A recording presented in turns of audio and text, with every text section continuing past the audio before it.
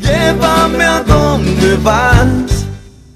Nelson Sanabria está listo para enfrentar su cuarto Rally Dakar consecutivo, el cual será el más especial de todos, ya que se pondrá en marcha desde Asunción, un sueño que parecía lejano pero que se transformará en realidad. Bueno, Nelsito, vos tenés que hacer lo que ya aprendiste estos 3 años en el Dakar, así que la máquina lo vamos a poner a tu gusto. Y así fue. Compramos 2 Quasi, una la preparamos, él lo probó, aprobó esa máquina que le gustaba como estaba andando, ¿verdad?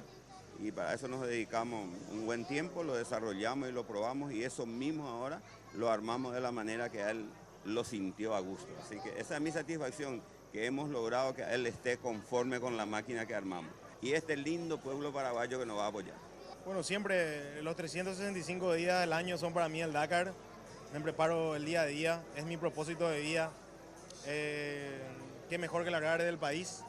Motivado, cada Dakar es diferente, con mucho respeto, hay que ir siempre de menos a más, pero con el entrenamiento y la experiencia para poder encararlo mejor. Bueno, la previa al Dakar siempre es todo un estrés, el viaje previo, qué mejor que arrancar en casa, arrancar con mi gente, me motiva bastante. La verdad que estaban hablando de presión por largar en el país, al contrario, motivación. Siempre a los compatriotas por la buena onda que me tiran. La verdad que eso me motiva, me emociona. Estar en un semáforo, que me toquen la bocina, me saluden, estar en el shopping, me piden fotos. La verdad que me llena de motivación, esa es la buena onda que me tira la gente, me llena de motivación.